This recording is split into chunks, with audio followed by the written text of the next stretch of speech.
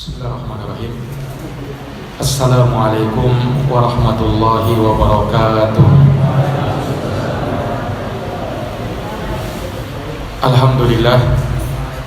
Alhamdulillahi rabbil alamin. Wa bihi nasta'inu ala umuri dunya waddin. Asyhadu an la ilaha illallah wahdahu la syarika lah, ilahul awwalin wal akhirin. Wa asyhadu anna Muhammadan abduhu wa rasuluhu as-sadiqul amin. Sallallahu alaihi wa ala alihi wa sahbihi wa man tabi'ahum bi ihsanin ila yaumiddin wa sallama tasliman katsira. Subhanaka la ilma lana illa ma 'allamtana innaka antal alimul hakim. Allahumma 'allimna ma yanfa'una wanfa'na bima 'allamtana wa zidna ilman ya karim. Rabbi shrah li sadri wa yassir li amri wahlul 'uqdatan min lisani yafqahu qawli, amma ba'd. Ma'asyiral muslimin wal muslimat, Bapak Ibu, saudara-saudari, jamaah salat maghrib yang sama dirahmati oleh Allah. Alhamdulillah bi ni'matihi tatimmus shalihat. Segala puji hanya bagi Allah yang dengan segala nikmatnya tertunai segala amal-amal kebajikan.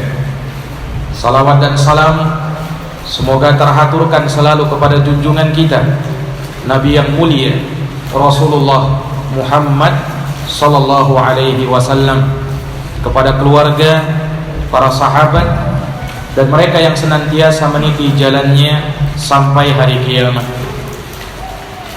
Ma'asyiral muslimin wal muslimat, Bapak Ibu yang dirahmati oleh Allah, kembali dengan taufik darinya kita dapat melanjutkan pembahasan dari kitab Al-Arba'in An-Nawawiyah, buah karya Al-Imamul Kabir Abu Zakaria Yahya bin Sharaf An-Nawawi rahimahullahu ta'ala.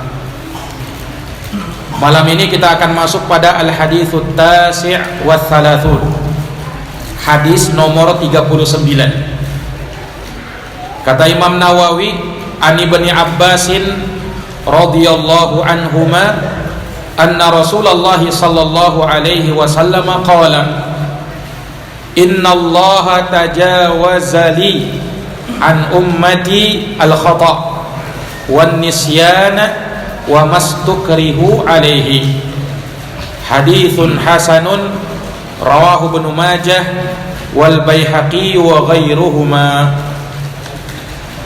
Dari Ibnu Abbas, semoga Allah meridhai keduanya, bahwa Rasulullah sallallahu alaihi wasallam bersabda, innallaha tajawaza li an ummati, sesungguhnya Allah memaafkan untukku dari umatku 3 perkara. Al-khata', yaitu kesalahan yang tak disengaja, kekhilafan. Wan nisyan, kelupaan. Wa mastukrihu alaihi, dan apa yang dipaksakan atasnya. Hadits ini hasan, diriwayatkan oleh Imam Ibnu Majah, Al-Baihaqi, dan selain keduanya. Para hadirin yang dirahmati dan dimuliakan oleh Allah, hadits ini bersumber dari sahabat mulia Ibnu Abbas. Namanya adalah Abdullah Ibnu Abbas. Beliau adalah anak pamannya Nabi, alias sepupunya Nabi. Bapaknya Ibnu Abbas, yaitu Al-Abbas bin Abdul Muttalib, adalah pamannya Rasulullah sallallahu alaihi wasallam. Dan beliau beserta bapaknya masuk Islam, sehingga didoakan radhiyallahu anhuma, semoga Allah meridhai keduanya, yaitu beliau dan bapaknya juga. Beliau termasuk sahabat yang banyak meriwayatkan hadis dari Nabi. Salah satunya hadis ini, hadis yang tadi sudah kita bacakan. Hadisnya kata Imam Nawawi hasan, diriwayatkan oleh Ibnu Majah dan Al-Baihaqi serta selain keduanya. Ibnu Hibban juga meriwayatkan hadis ini. dan para ulama berselisih pendapat terkait dengan keabsahan atau kesahihan hadits ini. Sebagian ulama ada yang melemahkan hadits ini dan sebagian lagi menguatkannya. Di antara yang mensahihkannya adalah Syekh Muhammad Nasiruddin Al-Albani dalam kitabnya Irwaul Ghalil, dan juga Syekh Muqbil bin Hadi Al-Wadi'i rahimahullahu ta'ala menghasankannya di dalam hasyiah terhadap tafsir Ibnu Katsir.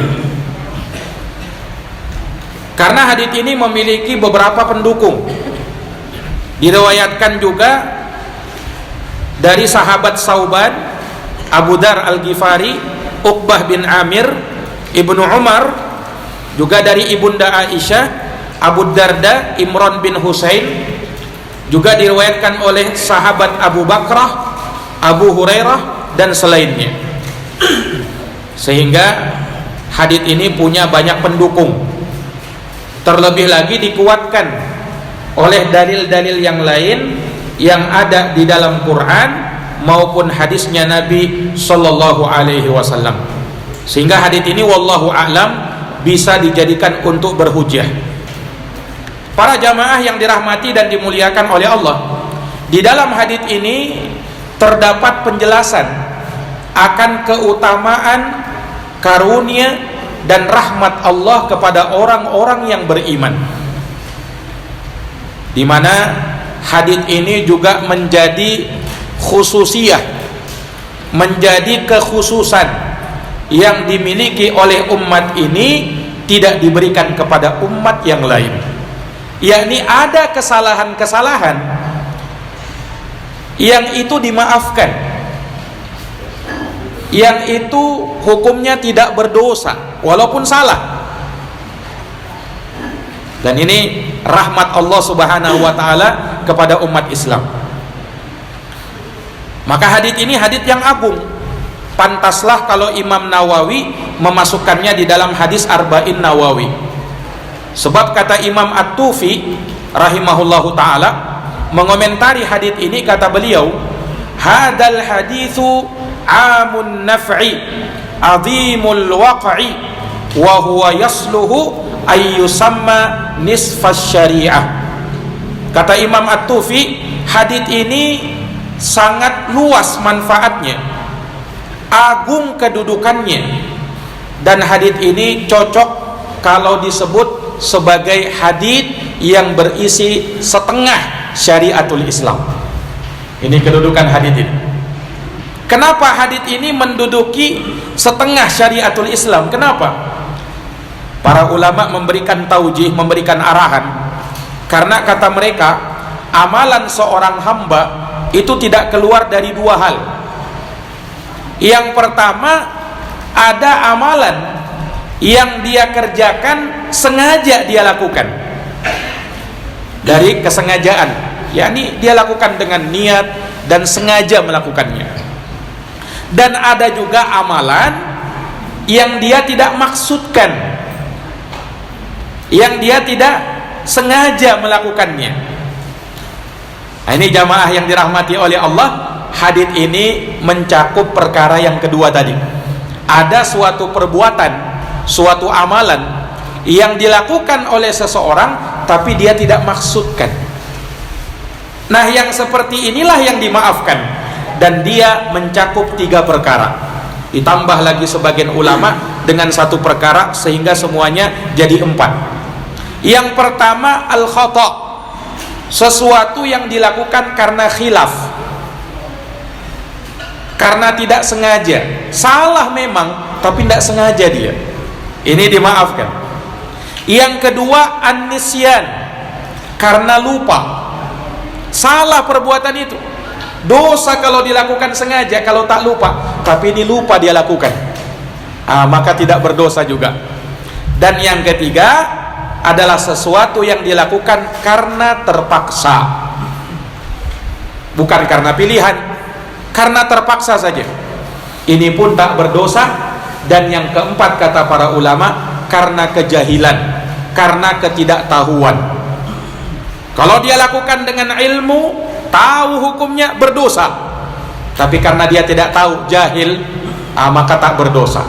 Inilah 4 perkara yang disebut oleh para ulama, dan ini termuat di dalam hadis yang mulia ini. Dan sekali lagi, hadis ini menunjukkan betapa besarnya rahmat Allah Subhanahu wa taala kepada umat Islam. Karena suatu kesalahan atau yang dinilai sebagai dosa, tapi kalau kau lakukan karena tidak sengaja, atau karena terpaksa, atau karena lupa, atau kau tidak tahu, jahil, maka itu dimaafkan. Nah, ini jamaah yang dirahmati dan dimuliakan oleh Allah. Dan hadits ini semakna dengan beberapa ayat di dalam Al-Quran yang Allah Subhanahu wa taala tunjukkan akan makna hadits ini. Di antaranya misalnya di surat Al-Baqarah, di ayat-ayat yang terakhir, ayat 286, Allah Subhanahu wa taala berfirman, Rabbana la tu'akhidna in nasina au akhtana. Perhatikan ini ayat. Rabbana, wahai Tuhan kami, la tu'akhidna, jangan kau siksa kami, jangan kau hukum kami, in nasina, kalau kami lupa, au akhtana, atau kami khilaf tak sengaja. Ya Allah, jangan hukum kami karena ini ya Allah. Maka Allah Subhanahu wa taala menjawab, na'am, aku tidak hukum kalian wahai hamba-hambaku kalau ada kesalahan yang kau lakukan, dosa yang kau lakukan memang semata karena lupa atau karena khilafnya kamu. Lihat jamaah yang dirahmati dan dimuliakan oleh Allah Subhanahu wa taala. Ya, makanya kan terkait dengan ayat ini pula, ketika di awal-awal Islam turun ayat yang ayat ini membuat berat para sahabat, yaitu ayat yang berbunyi, wa in tubadu ma fi anfusikum au tukhfuhu yuhasibukum bihillah. Ayatnya berbunyi, kalau kalian menampakkan apa yang kalian sembunyikan, apa yang ada di dalam hati kalian, kalian tampakkan atau kalian sembunyikan, maka tidak ada bedanya, Allah akan menghisapnya, Allah akan memperhitungkannya. Ini didengarkan oleh sahabat, para sahabat pun merasa berat.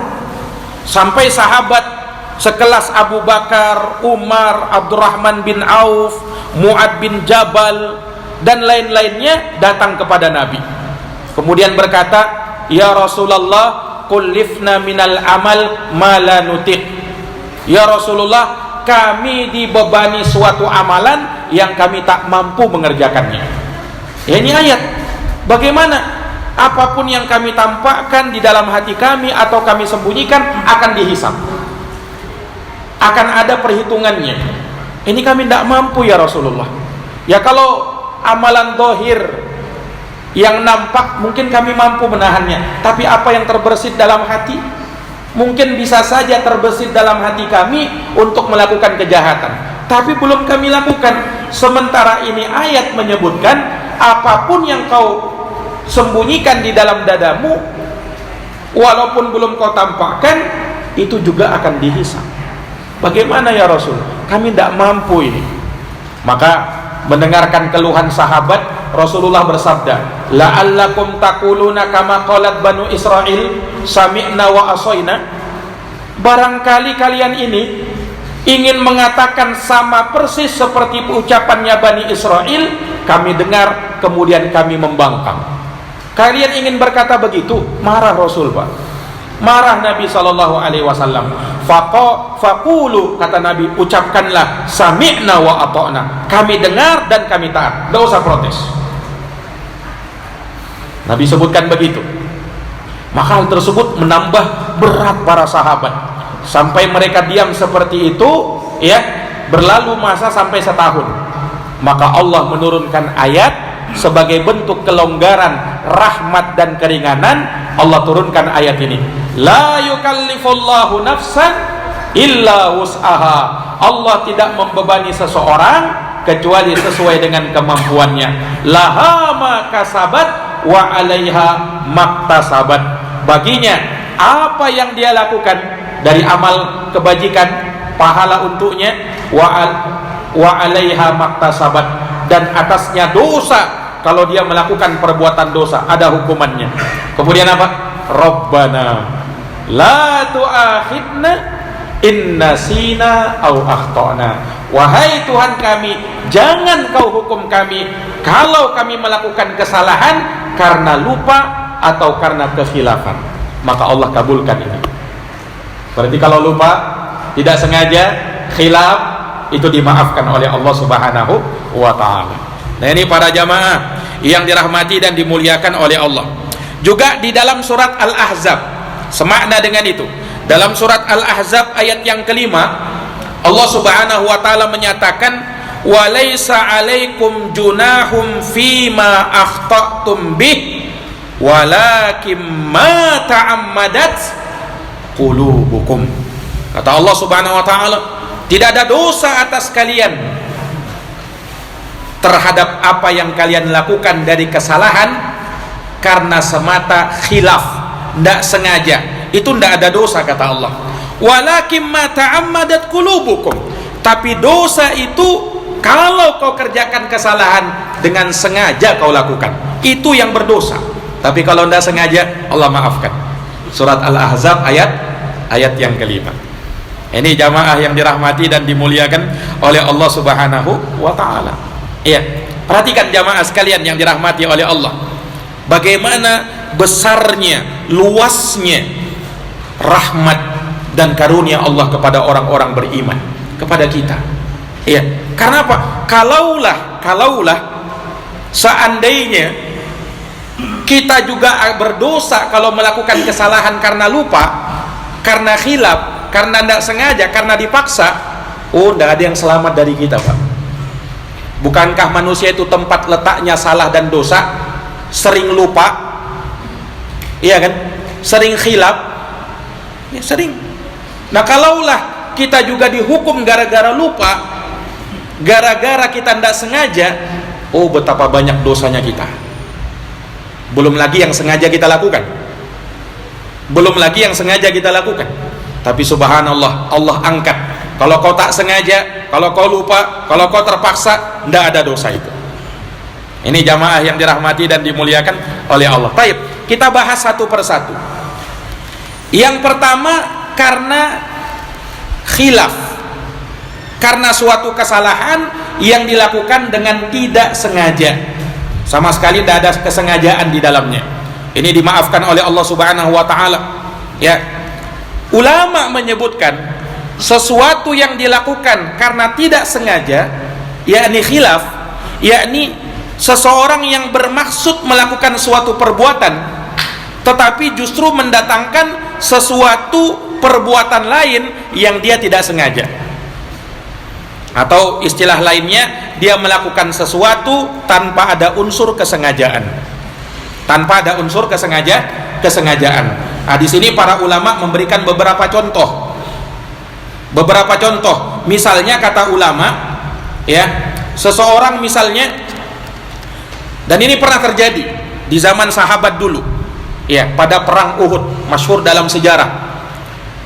Ketika perang Uhud, dan dikenal pada perang Uhud itu kaum muslimin banyak yang terbunuh dari mereka. Bayangkan, Pak, dalam perang Uhud 700 orang lawan 3000. Kaum muslimin jumlahnya 700. Karena ketika itu sebagian orang munafik itu berkhianat. Tadinya jumlahnya 1000. Gara-gara pengkhianatan orang munafik 300 keluar, sisa 700 lawan 3000, Pak. Subhanallah. Nah, ketika itu banyak dari kaum muslimin yang terbunuh. Bahkan disebutkan dalam sejarah sekitar 70 orang sahabat yang terbunuh di perang Uhud. Nah, ada salah seorang sahabat yang bernama Al-Yaman. Beliau ini adalah bapaknya Hudzaifah. Kita kenal ada sahabat namanya Hudzaifah ibnul Yaman. Bapaknya Al-Yaman terbunuh di perang Uhud. Yang bunuh bukan orang kafir, tapi yang bunuh orang Islam, sahabat Nabi yang lain. Kenapa? Karena Al-Yaman ini dikira musuh, dikira orang kafir. Sahabat melihat langsung dibunuh. Langsung apa? Langsung karena suasananya perang ketika itu, perang berjihad, Nah, sahabat Al-Yaman dalam sejarahnya itu beliau datang terlambat. Nah, sehingga sahabat lain tidak kenal ini Al-Yaman ini, dikira musuh. Nah, akhirnya beliau pun gugur pada waktu itu. Anaknya Hudzaifah sudah mengingatkan dari kejauhan, ya, beliau mengatakan berhenti, itu bapakku. Tapi karena saking berkecamuknya perang pada waktu itu, Pak, ya, sehingga sahabat tersalah. Betul-betul tidak ada unsur kesengajaan. Nah, dikira musuh. Subhanallah. Ketika itu, dan sudah terjadi apa yang terjadi, ya, sahabat Al-Yaman terbunuh ketika itu, namun Nabi tidak menegakkan apa? Hukum qisas kepada sahabat yang membunuhnya. Kenapa? Khilaf, tidak sengaja. Betul-betul tidak sengaja, dikira musuh. Nah, ini jamaah yang dirahmati dan dimuliakan oleh Allah Subhanahu wa taala. Nah, ini dimaafkan karena tidak sengaja. Masalah hukum dia bayar denda gara-gara itu, ya, atau dia harus menyerahkan ganti rugi, itu masalah lain.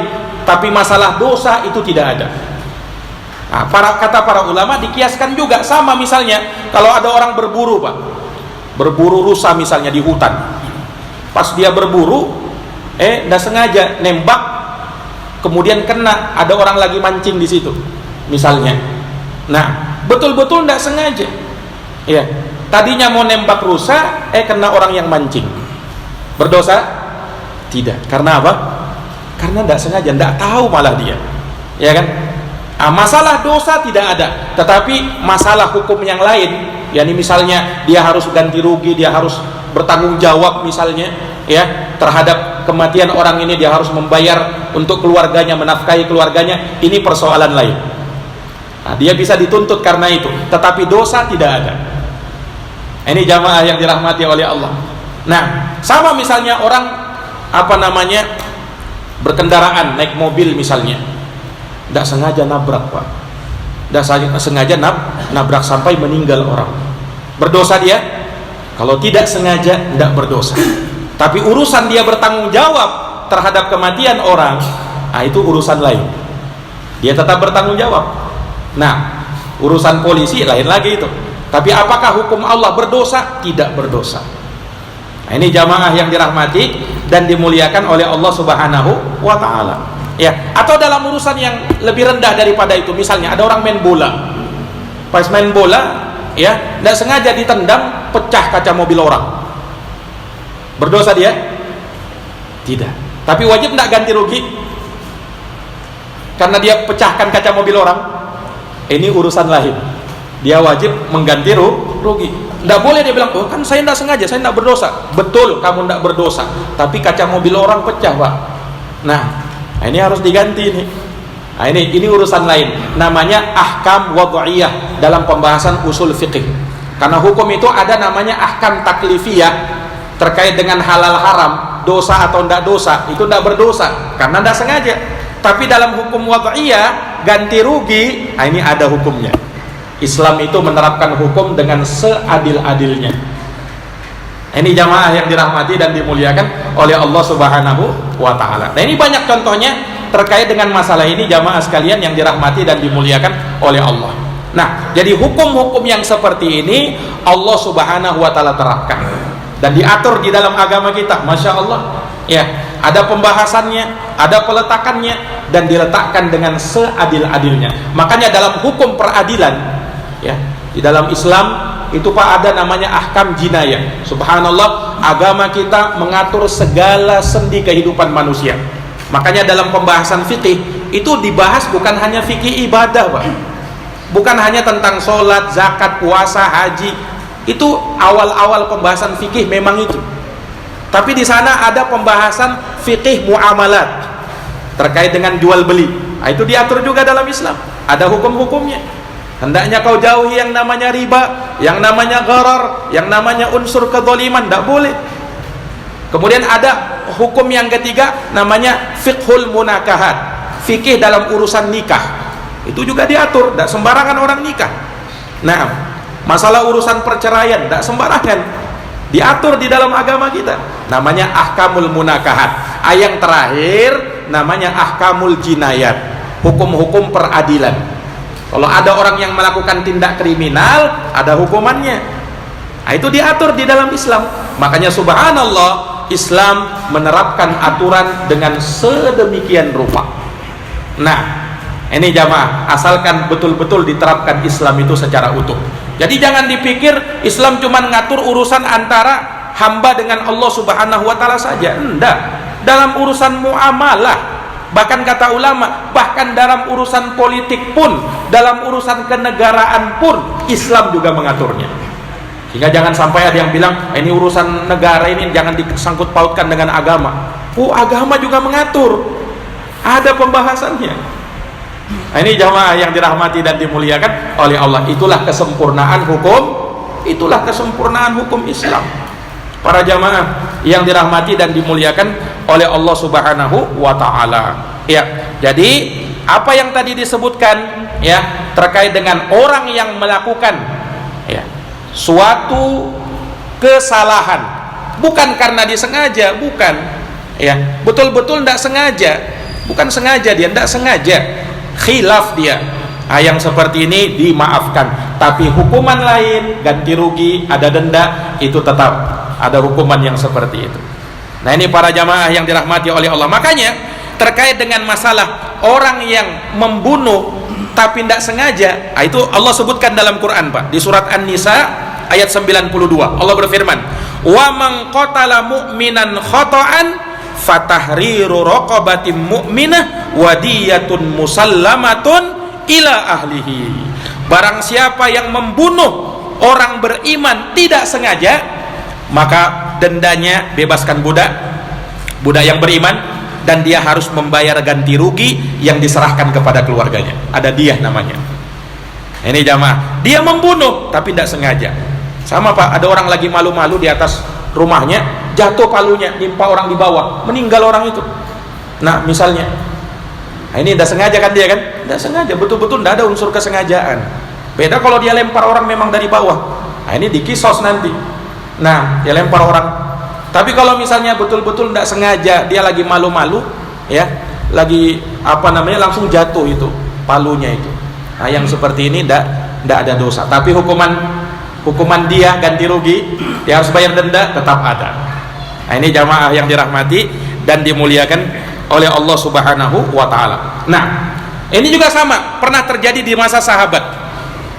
Ketika para sahabat berpuasa di bulan Ramadan. Ketika dulu kan, Pak, nggak ada jam seperti zaman sekarang ini, ya kan? Kita mau lihat berbuka itu tinggal lihat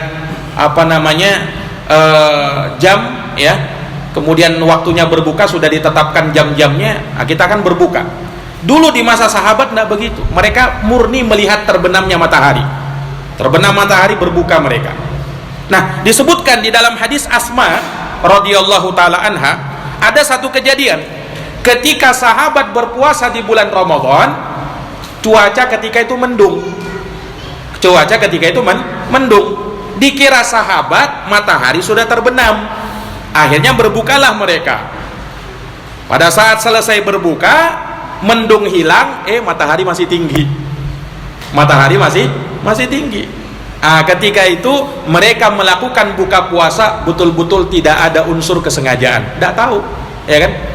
Yang seperti ini dimaafkan, dia tetap berpuasa. Adapun apa yang dia tadi sudah makan itu dimaafkan, dianggap sedekah dari sedekah-sedekah yang diberikan kepada dia. Ini jamaah sekalian. Begitu juga misalnya ada orang sholat, dia sholat, Pak, misalnya di suatu tempat. Kalau di masjid kan gampang lihat kiblat. Mungkin dia lagi safar di suatu tempat, ya, dia tidak tahu arah kiblat ini. Akhirnya dia berusaha cari, kayaknya ini dia mengira-ngira ini arah kiblat ini. Akhirnya dia sholat menghadap ke situ. Ternyata pas selesai, salah kiblat. Yang seperti ini berdosa? Tidak berdosa. Iya, kenapa? Ya karena dia salah, khilaf saja itu. Ini jamaah yang dirahmati dan dimuliakan oleh Allah Subhanahu wa ta'ala. Itu yang pertama. Yang kedua, an-nisyan. Suatu kesalahan yang dilakukan karena lupa. Kalau tadi karena tidak sengaja, khilaf. Ini karena lupa. Iya. Ini juga tercakup dengan ayat tadi kan, Rabbana la tu'akhidna in nasina. aw akhtana. Wahai Tuhan kami, jangan kau siksa kami jikalau kami lupa atau kami tidak sengaja. Lupa pun dimaafkan oleh Allah Subhanahu wa ta'ala. Apa yang dimaksud dengan an-nisyan atau kelupaan? Yakni seseorang yang ingat ingin melakukan suatu atau dia paham hukum, kemudian setelah itu dia lupa dan dia tidak bisa menghadirkannya. Nah, yang seperti ini jamaah sekalian yang dirahmati dan dimuliakan oleh Allah, ini pun dimaafkan. Contohnya apa? Sama seperti orang yang lupa dari mengerjakan sholat. Bisa terjadi? Bisa aja terjadi kan? Lupa dia. Apalagi mungkin dia banyak kesibukan atau mungkin baru pulang dari safar, ya kan? Dia lupa. Ya, dikiranya dia sudah sholat zuhur tadi, sudah sholat asar. Ya, karena terlalu banyak kesibukan, ya, urusan perjalanan safar, lupa sholat zuhur dan asar. Berdosa dia. Padahal sudah masuk waktu malam, ingatnya pas malam, zuhur dan asar belum dia kerjakan, tidak berdosa. Ya, bahkan Rasulullah bersabda, man nama an sholatin au nasiyaha falyusalliha idza dzakaraha. Barang siapa yang tertidur dari mengerjakan sholat atau lupa, maka hendaknya dia kerjakan sholat saat dia ingat. Tidak ada tebusan bagi dia kecuali itu. Tidak ada dosa bagi dia. Tapi kalau saat dia ingat, langsung dia kerjakan. Kalau pas ingat dia dia tidak kerjakan, sudah terlanjurlah, tidak usah, sudah. Nah, ini berdosa, ini berdosa. Nah, tapi kalau dia langsung kerjakan, maka itu dia maafkan. Kapan dia kerjakan Ustaz? Saat dia ingat. Malam dia ingat, iya, malam juga dia kerjakan. Niat sholat zuhur dan asar. Nah, ini jamaah yang dirahmati dan dimuliakan oleh Allah Subhanahu wa ta'ala. Perhatikan jamaah. Tidak ada dosa bagi dia kan? Tidak ada. Tapi berkewajiban mengqadha. Ya kan? Tidak boleh dia biarkan, akan dimaafkan kan? Kan tidak berdosa kan? Betul tidak berdosa. Tapi kewajiban kamu mengqadha. Kewajiban kamu apa? Kau tunaikan sekarang juga. Nah, ini jamaah yang dirahmati dan dimuliakan oleh Allah Subhanahu wa ta'ala. Lupa, ya kan? Orang yang puasa misalnya, saat dia puasa, ya, makan dia siang hari 2 piring habis. Yang seperti ini juga dimaafkan. Rasulullah SAW bersabda di dalam sebuah hadis, man soma fa akala aw syariba falyutimma saumahu fa inna at'amahullahu wa saqah. Barang siapa yang lupa lantas dia makan dan minum padahal dia puasa, maka sempurnakan saja puasamu. Karena apa? Karena kamu telah diberikan makan dan minum oleh Allah. Subhanallah. Makanya ada suatu kisah, Pak.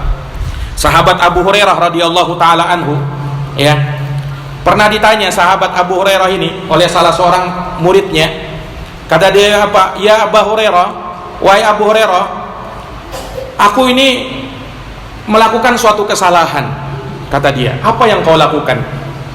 Aku pergi ke rumah temanku dalam keadaan aku berpuasa, wahai Abu Hurairah. Setelah itu temanku menghidangkan kepadaku makanan dan minuman, aku pun makan karena aku lupa. Bagaimana puasaku itu, wahai Abu Hurairah? Kata Abu Hurairah, teruskan puasamu, itu rezeki dari Allah, tidak batal puasamu, teruskan saja. Kata muridnya ini, tapi wahai Abu Hurairah, tidak lama kemudian aku diundang lagi sama temanku ke rumah yang lain. Di sana dia hidangkan makanan lagi, aku lupa lagi, wahai Abu Hurairah, aku makan lagi. Bagaimana itu? Kata Abu Hurairah, teruskan puasamu, ya, puasamu tetap sah, itu rezeki dari Allah. Muridnya bilang lagi, nah, beberapa jam setelah itu aku diundang lagi, kemudian dihidangkan makanan lagi, dan aku makan lagi karena lupa. Bagaimana, wahai Abu Hurairah? Kata Abu Hurairah, kamu memang orang tidak biasa puasa. Bisa-bisanya sampai lupa 3 kali itu lah. Tapi kalau memang kau karena lupa, betul-betul karena lupa, tetap dimaafkan. Nah, orang kalau misalnya sering lupa itu kan karena tidak biasa melakukan.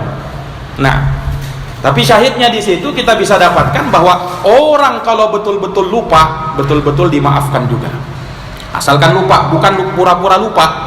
Beda itu, Pak, lupa dengan pura-pura lupa. Nah, kalau pura-pura lupa tetap dihukum. Ini lupa, betul-betul lupa. Nah, yang seperti ini dimaafkan. Para hadirin yang dirahmati dan dimuliakan oleh Allah Subhanahu wa ta'ala. Iya, maka para ulama rahimahumullahu taala ya menyebutkan terkait dengan masalah ini, dan mereka menyebutkan ya hal-hal yang dimaafkan darinya ya semata kalau karena dia lakukan itu ya kesalahan, bukan karena unsur kesengajaan dan bukan karena ingat, betul-betul karena lupa. Yang ketiga adalah al-ikrah, yaitu keterpaksaan. Nah, ini juga dimaafkan, ya kan?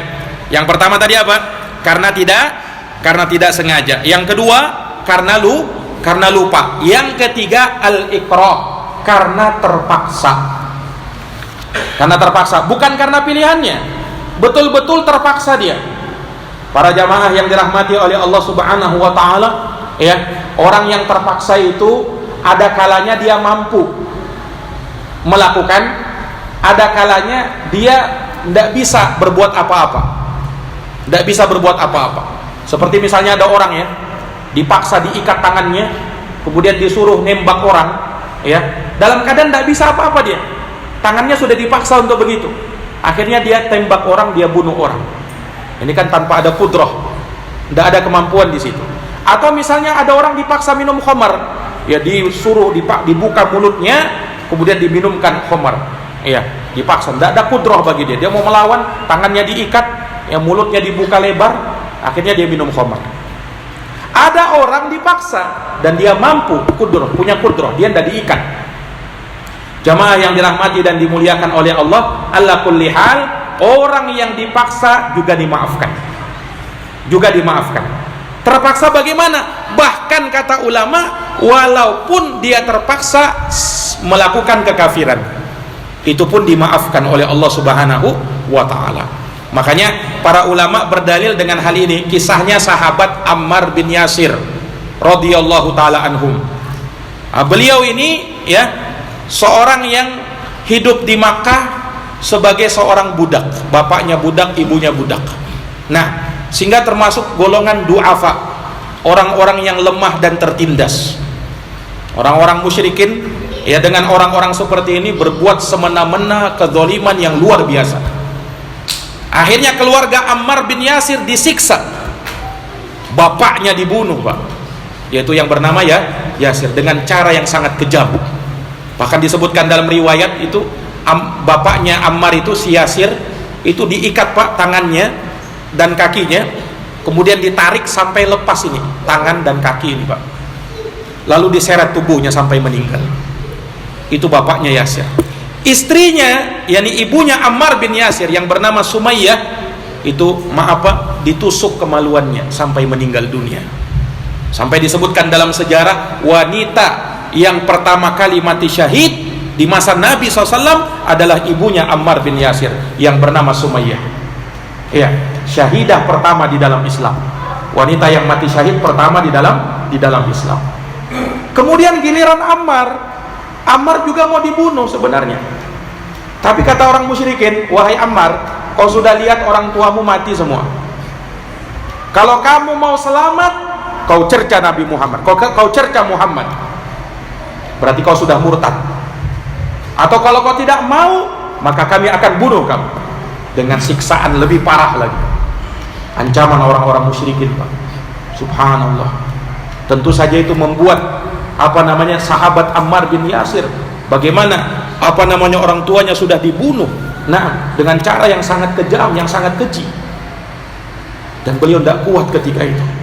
Akhirnya Ammar bin Yasir menuruti apa yang diinginkan oleh orang kafir ketika itu. Dia cerca, Pak, Nabi Muhammad SAW. Tapi apa? Ammar bin Yasir betul-betul terpaksa pada waktu itu. Hatinya tetap mengagungkan Nabi SAW. Lisannya saja mencerca Nabi, tapi hatinya tetap tetap beriman ketika itu. Maka apa yang terjadi, Pak? Akhirnya betul Ammar bin Yasir sudah dibunuh sama orang-orang kafir Quraisy. Ditinggalkan Ammar bin Yasir. Kemudian Nabi datang, sahabat datang mendatangi Ammar bin Yasir. Ketika itu Ammar bin Yasir menangis sejadi-jadinya. Dia kira dirinya sudah murtad. Ditanya, ada apa ya Ammar? Kenapa kau menangis? Dia ceritakanlah kejadiannya, Pak. Ya, maka turun ayat di dalam Quran. Apa ayatnya? Di dalam surat An-Nahl ayat 106. Allah berfirman, "Man kafara billah barang siapa yang kafir kepada Allah mim ba'di imanihi, setelah dia beriman, maka hukumnya dosa besar, bahkan kekafiran, neraka jahanam. Illa, kecuali man ukriha, orang yang terpaksa, wa qalbuhu mutmainnun bil iman, dan hatinya tetap tenang dengan keimanan. Ini diperkecualikan. Lihat, kecuali orang yang terpaksa, hatinya tetap beriman. Orang itu kan Pak, bisa dipaksa lisannya, bisa dipaksa amal perbuatannya, tapi kalau hatinya, siapa yang bisa paksa hatinya? Ya kan? Makanya kata Allah, kecuali orang yang terpaksa tapi hatinya tidak terpaksa, hatinya tetap tenang dengan keimanan. Nah, ini yang dimaafkan. Walakin man syaraha bil kufur, tetapi barang siapa yang lapang dengan kekufuran, lapang dadanya dengan kekufuran, man syaraha bil kufri sadran fa alaihim ghadabun minallah, maka baginya kemurkaan dari Allah, walahum adabun azim, dan baginya azab yang besar. Maka dengan ayat ini Ammar bin Yasir apa? Dimaafkan. Bahkan kata Nabi SAW, fa in adu fa'ud, wahai Ammar, kalau mereka orang kafir datang lagi kepadamu, memaksamu, ulangi, turuti apa yang dia maukan, engkau tetap beriman, asalkan hatimu tetap beriman, kata Nabi. Kenapa? Terpaksa Pak, ini orang terpaksa, dimaafkan. Subhanallah. Ini jamaah yang dirahmati dan dimuliakan oleh Allah Subhanahu wa Ta'ala. Tetapi para ulama juga beri catatan, keterpaksaan ini tidak mutlak seperti itu. Beda halnya kalau keterkaitannya dengan orang lain. Itu kalau terpaksa pada dirinya. Kalau pada orang lain tidak boleh. Misalnya apa? Misalnya begini, kamu dipaksa untuk bunuh orang lain, kalau enggak kau akan dibunuh. Misalnya ya, kau bunuh si fulan, kalau enggak aku yang bunuh kau. Nah, yang seperti ini tidak boleh dia lakukan. Tidak boleh dia bilang, akan saya terpaksa membunuh orang itu. Tidak boleh. Kenapa? Nyawamu tidaklah lebih berharga daripada nyawa orang lain. Nyawamu tidaklah lebih berharga daripada nyawa orang lain. Ya ini sama saja. Kan nyawa orang lain juga terbunuh.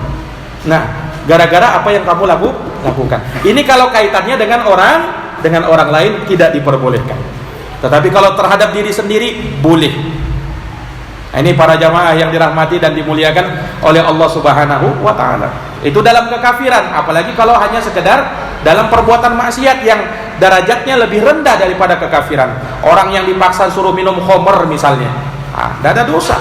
Orang yang dipaksa untuk makan babi, nauzubillah misalnya, nah tidak ada dosa karena terpaksa.